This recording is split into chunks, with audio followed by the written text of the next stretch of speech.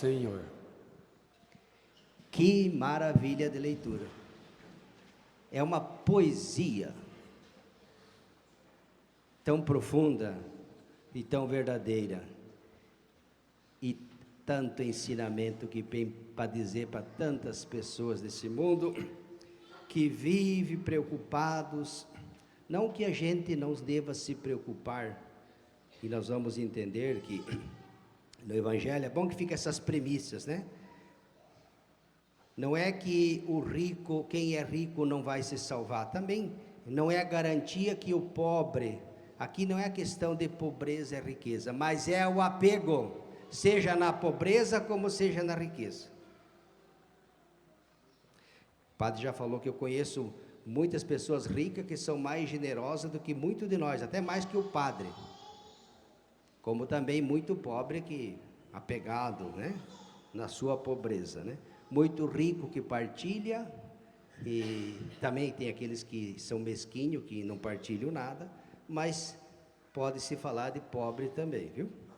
Muito bem, então vamos para o Evangelho, porque nos ensina que existe uma sabedoria a ser buscada. Nós sabemos que a nossa sabedoria é dom de Deus. Deus, quando nos criou, nos fez, Ele nos deu sabedoria. E a sabedoria que Deus nos deu também nos foi dada para conhecer as coisas de Deus. Quantas pessoas boas, não são pessoas más, pessoas boas, sábias, inteligentes, mas para as coisas de Deus, tem uma sabedoria extraordinária para ganhar, conquistar, ter e acumular. E às vezes até o uso da sabedoria para acumular grandes coisas deste mundo que é passageiro, mas no que diz respeito às coisas de Deus, estão ainda na infância. Esta não é a sabedoria, a verdadeira sabedoria. A primeira leitura, né? Nós temos um elogio à sabedoria, né? Veja aqui, um elogio à sabedoria. Quem é a verdadeira sabedoria? Deus. Jesus Cristo é a sabedoria de Deus. É esta sabedoria. Não é só inteligência para o mundo, também a gente tem que usar. Jesus Cristo é a verdadeira sabedoria. É desta sabedoria que estamos falando. Orei e me foi dada a prudência, supliquei e veio a mim o espírito da sabedoria, preferi a sabedoria aos tronos e poderes, e com ela ganhei muitas coisas e conquistei a vida eterna. Eis aqui a sabedoria que busca Deus, não a sabedoria que se afasta de Deus. Se você ir nas universidades por aí, vai ver muitos professores sábios, mas para as coisas de Deus, não só não acreditam, como incentivam as pessoas ainda a se afastar de Deus. Que lástima, que lástima, que lástima. Podemos falar de sabedoria aqui? Não. Então, muita atenção, o Evangelho de hoje tem muito a nos dizer. Diz aqui, Jesus estava caminhando e veio alguém correndo ao seu encontro. Não diz o nome de quem era. Veio até Jesus, se colocou diante dele e fez a pergunta fantástica, fundamental, vital. Pergunta que a gente não costuma fazer. A gente se pergunta de tantas coisas, né? Que vai acontecer aqui, que vai acontecer ali, mas essa pergunta geralmente a gente não se faz, e a gente deveria fazer todos os dias, porque é a partir dessa pergunta que nós seremos julgados. Veja a pergunta que ele faz: não é o que devo fazer para ganhar na Mega Sena, nem para ter uma boa renda, nem para passar a perna no meu vizinho, na vizinha, né? Não. Bom mestre, que devo fazer para ganhar a vida eterna? Prestaram atenção na pergunta? O que eu devo fazer para conquistar, para ganhar, para poder estar na vida eterna? Esta é a pergunta. Pergunto, você alguma vez na tua vida, você já se fez essa pergunta? Não precisa responder. Alguma vez você já se colocou diante de Deus e da tua consciência? Que a gente costuma pedir coisas para Deus, que Ele tem que me dar isso, que Ele tem que me dar aquilo, e quanto mais coisa Ele me dá, mais melhor Ele é. Quanto mais Ele satisfaz os meus desejos, meus caprichos, minhas vontades, minhas paixões desordenadas, porque é assim que a gente negocia com Deus. Essa é burrice, é o contrário daquilo que está falando, não é? Bom mestre, que devo fazer para, olha a pergunta, para ter a vida eterna? Muito bem. Você quer saber o que deve fazer? Então eu vou te dizer. Primeiro Jesus, por que me chamas de bom? Só Deus é bom e mais ninguém. Então a gente também não é tão bonzinho assim, né? A gente até ensaia para isso. Só Deus é bom e mais ninguém. Conheces os mandamentos, já que ele perguntou o que deve fazer para entrar na vida eterna, para ter a vida eterna, Jesus começa a dizer, você conhece os mandamentos?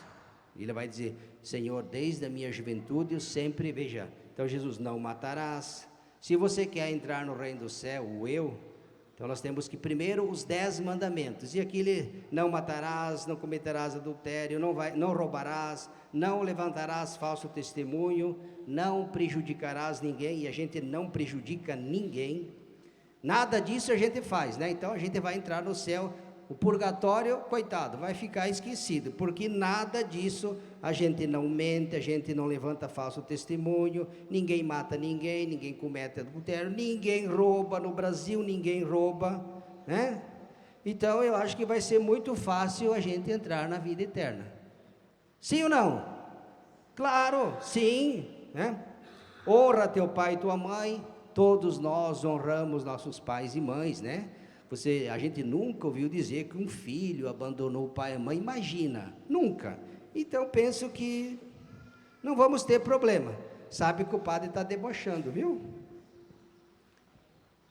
Ele respondeu, mestre, tenho observado tudo isso desde a minha juventude. Jesus olhou para ele e disse, e aqui que vem o problema. Jesus não ofendeu ele.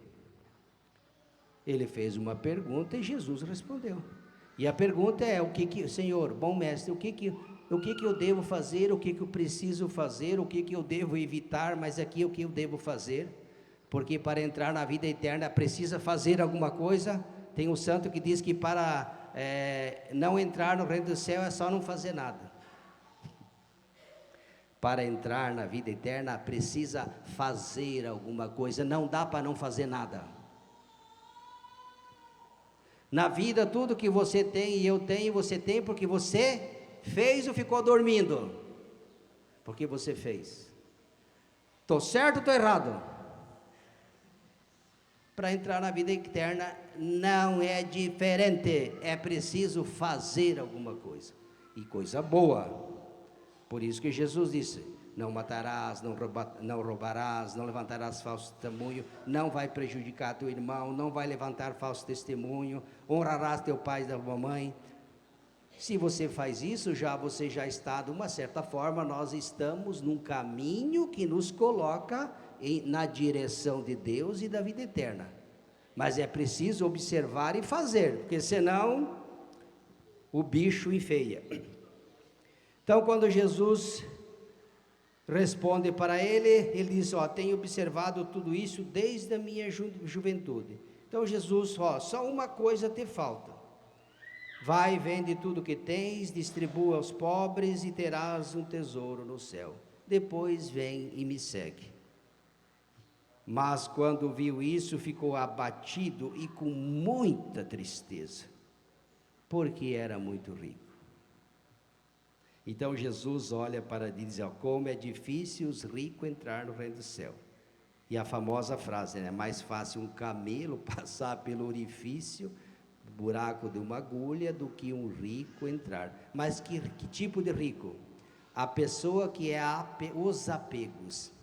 Aliás, o que pode nos atrapalhar e às vezes até nos impedir de contemplar Deus face a face são nossos apegos excessivos. Quais são os apegos do mundo hoje? A moda, o endeusamento do corpo, né? Uma preocupação excessiva com a exterioridade. O padre já falou aqui, se tivéssemos para com a alma a mesma preocupação e cuidado que temos para o corpo, não existiria nem o inferno nem o purgatório. Se tivéssemos para com a alma o mesmo cuidado que temos para com o corpo e a aparência, não existiria nem o inferno e nem o purgatório. Tamanho é a preocupação que nós temos com aquilo que é efêmero e passageiro. E com isso eu não estou dizendo que nós não devemos nos preocupar com o corpo, não. Até porque Deus nos deu um corpo. Nosso corpo é templo de Deus. Então nós precisamos sim cuidar, zelar. Não tenho nada contra a academia, se você quiser ir lá ficar o dia inteiro, bom proveito, vai, fique o dia inteiro. Não tem problema nenhum. O que eu estou dizendo é que além do corpo, deveria existir em nós também uma outra preocupação, até porque o corpo, e parece que aqui todo mundo concorda, e se alguém discorda, vá no cemitério e observe, já que você gosta de tudo que seja provado, então vai lá, né? Porque a gente tudo tem que provar, né? Vai lá depois de 20, 30 anos e vê se o corpo está lá bonito, maravilhoso, perfumado. Você não vai encontrar, talvez você encontre algumas cinzas e pós. Lembrando a sabedoria de Deus que diz, és pó e ao pó. Vocês já ouviram essa passagem? Lembre que és pó e ao pó voltarás. Olha aqui a sabedoria, olha aqui a sabedoria, e é isso mesmo. Mas a alma não, a alma é imortal. A alma deverá comparecer diante de Deus para julgar. E a sabedoria que está falando aqui é a sabedoria que busca Deus, não a sabedoria que se afasta de Deus. Que triste, que pena, que dó, que miséria, quando a sabedoria não busca Deus. Quando a inteligência, que não é mérito teu, mas é dom de Deus, porque até disso você precisa dele, mas o orgulhoso e o prepotente e o arrogante, ele acha que ele é o centro de tudo, é que Deus é devedor a ele se acha tão o máximo, a última bolachinha do pacote, que ele coloca Deus no pacote. Essa é a prepotência e a arrogância. Esse tipo de raciocínio, de sabedoria, ele nos afasta de Deus e compromete até a nossa salvação. A sabedoria que você tem, ou eu tenho, ela é antes de tudo dom de Deus. E ela te foi dado também para buscar as coisas de Deus, não é só um acessório que a gente usa de vez em quando. Como o ser humano é rápido, inteligente, astuto para as coisas do mundo, e lento, devagar, dormindo e quase parando para as coisas de Deus. Ou seja, existe uma desproporção imensa entre a sabedoria e a competência que a gente coloca para conseguir aquilo que passa, e quase nada para aquilo que não passa. Deveria ser o contrário. A balança aqui está desequilibrada. Pelo menos estivesse equilibrada, mas está desequilibrada. Gastamos muito tempo, nos preocupamos tanto, acumulamos, somos às vezes mesquinhos, às vezes temos dificuldade de partilhar, às vezes nem dizimista. Hoje é a missa do dizimista, né? A gente nem dizimista está na igreja, mas nem contribui, nem ajuda a paróquia, né? Como é difícil entrar no reino de Deus, não porque é rico e nem porque é pobre, mas porque a gente é apegado ao muito, às misérias que tem, até as misérias que a gente tem, a gente se apega. Os apegos excessivos pode ser um impedimento para contemplar Deus face a face. É disso que Jesus está falando e o Evangelho está dizendo. Existe uma sabedoria, e na Sagrada Escritura diz: preferir a sabedoria a todos os tesouros. Qual sabedoria? É a intelectual só? A sabedoria dos livros, da ciência? Claro que a sabedoria é... Não, está falando da sabedoria divina. Eis, esta é a sabedoria. Santo Agostinho, um gênio, um homem muito culto, muito sábio, mas uma inteligência que se afastava de Deus. Ele queria saber onde estava a verdade, e buscou nos prazeres, no mundo, nos jogos, nas diversões, e cada vez se afundava mais. Quando ele se encontra a Deus, ele encontrou a sabedoria. E Santo Ambrósio, num discurso que teve com Santo Agostinho gostava muito de ouvir o bispo, as homilias, as pregações, e ele se converteu pela fala do bispo também. Claro que Santa Mônica rezou mais de 30 anos pela conversão do filho. Aí Santo Agostinho diz: encontrei a sabedoria. E Santo Ambrósio: não foi você quem encontrou a sabedoria, foi ela que te encontrou primeiro. Foi ela que te encontrou, e amei-a mais do que tudo. Amei-a mais do que tudo. E aí nós sabemos o que aconteceu na vida de Santo Agostinho. Uma mente brilhante que antes São Paulo, de perseguidor dos cristãos, tornou-se coluna da igreja. Está vendo? A sabedoria, a inteligência, quando foge de Deus, ela é perigosa. Quanta sabedoria que existe nos armamentos. Ou você acha que para fabricar uma bomba atômica precisa ter muita sabedoria? Muita sabedoria. Mas é uma sabedoria que é usada para dar a vida ou para tirar a vida? Não precisa ser nem muito inteligente para responder essa pergunta do padre. Está vendo? Eu estou falando de sabedoria do mundo. Como tem sabedoria que promove, descobre um remédio para evitar a morte, uma doença, aqui é uma outra sabedoria, aplicada para o bem. Quanta sabedoria que é usada para o mal, para matar e destruir, como existe o contrário. Esta é a sabedoria do mundo, mas existe a sabedoria de Deus. E não pode haver divórcio, viu? Quando a gente se preocupa muito com a sabedoria do mundo e esquece a verdadeira sabedoria, Jesus Cristo é a palavra de Deus, Jesus Cristo é a sabedoria de Deus, Ele é a verdadeira sabedoria, é Ele, a sabedoria de Deus, que você e eu devemos buscar, porque ela nos foi dada também para conquistar as coisas de Deus.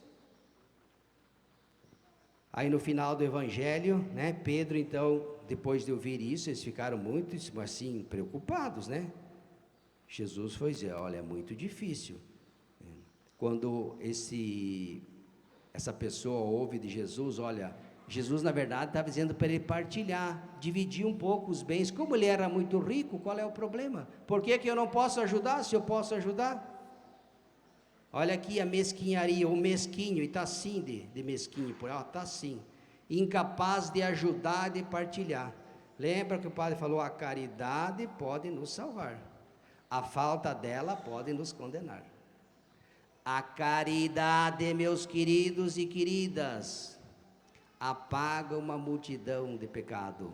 O acúmulo, o apego, o egoísmo não faz muita coisa, viu? Então no final Pedro pergunta: Senhor, e nós que deixamos tudo? Agora ele está preocupado, nós que deixamos tudo para te seguir, o que nós ganharemos, o que nós teremos, Aí veja o que Jesus disse, olha que bonito: em verdade vos digo, quem tiver deixado casa, irmãos, irmãs, mãe, pai, filhos, campos, por causa de quem? De mim, dele, não é por qualquer causa. Atenção, quem deixar irmãos, irmãs, pai, filho, campos, por causa dele e do seu evangelho, receberá 100 vezes mais agora, durante esta vida, em casa, irmãos, irmãs, mãe, filhos, campos, também com perseguição, não sem perseguição, mas no mundo futuro não terá perdido a sua vida, antes ganhará a vida eterna. Eis aqui a sabedoria de Deus.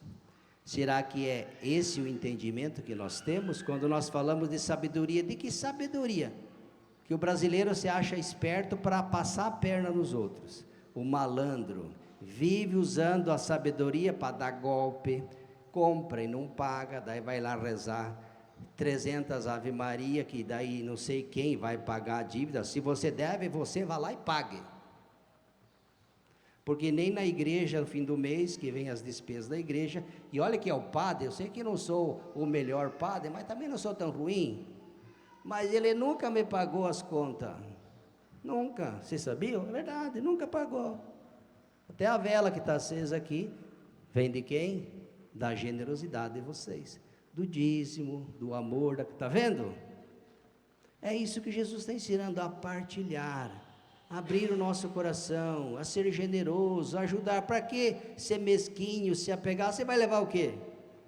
A gente não costuma dizer que quando morre a gente não leva no caixão, né? Aliás, a herança é um dinheiro que os mortos deixam para os vivos se matarem. A herança é um dinheiro que os mortos deixam para os vivos se matarem. Já viram isso? Eu vejo todo dia isso. Então vamos usar a sabedoria de Deus para conquistar as coisas do mundo, sim, também. Mas a sabedoria também foi dada, repito, tem muita gente que esqueceu aí, viu?